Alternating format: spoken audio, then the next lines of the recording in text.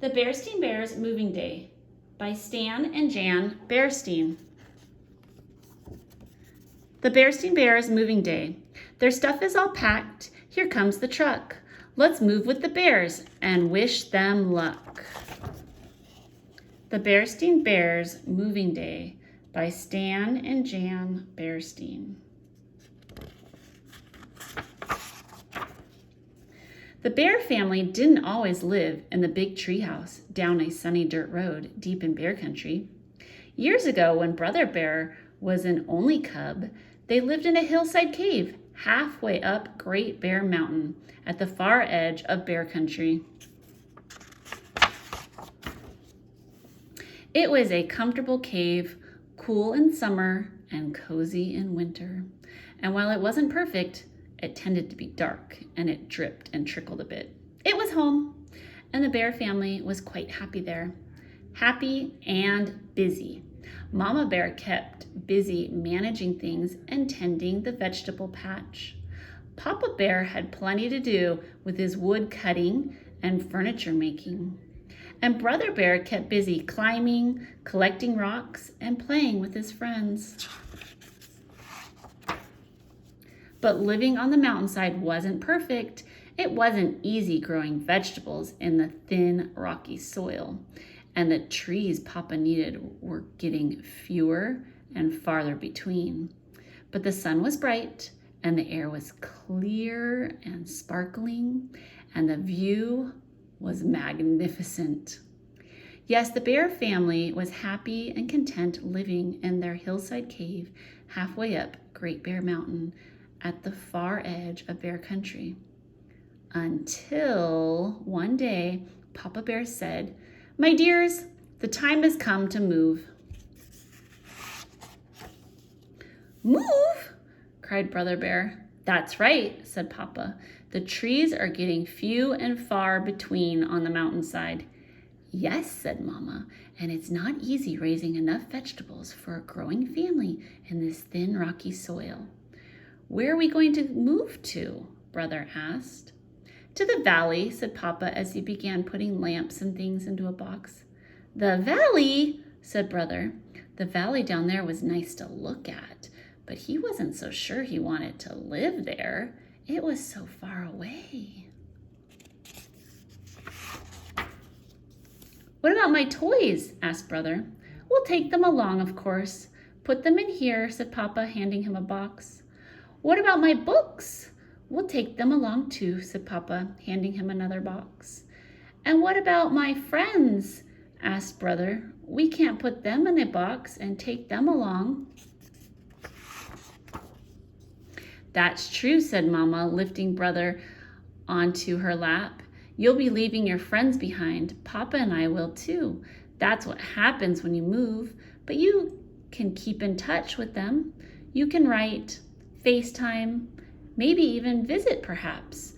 And besides, you can make lots of new friends. When are we going to move? Brother wanted to know. "Tomorrow, bright and early," Mama told him. "The moving bears will be here first thing in the morning." That night, as Brother bedded down in his corner of the cave, he wondered what it would be like to leave his old neighborhood and his old friends. He wondered what it would be like to move into a new neighborhood, making new friends. And then he began to wonder if he would ever fall asleep. And just when it began to seem that he never would, he did.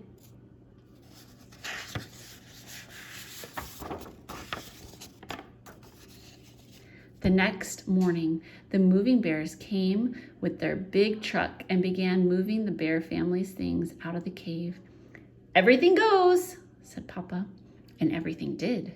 The moving bears were very fast, but very careful. Before long, the cave was empty. Then after a fond farewell look at their old home, the bear family said goodbye to their friends and neighbors, got into their car, and headed down the mountain. The big moving truck followed. Down, down the mountainside they went. After a few tight spots and a few wrong turns, they were in the rich green forest of the valley. "Look at that forest," said Papa. "Now I shall have plenty of wood to cut." They passed farms with fine fields. "And look at that rich bound soil. What a vegetable garden I'll have," said Mama. Brother was on the lookout for friends and playmates, but all he saw were a frog and some butterflies, and they didn't look very friendly. "Get ready," said Papa as they turned onto a sunny dirt road. "Just around the bend is our new home." "But it's a tree," said Brother. "A tree house," said Papa. "A fine tree house with a downstairs and an upstairs and an attic and even a room of your own."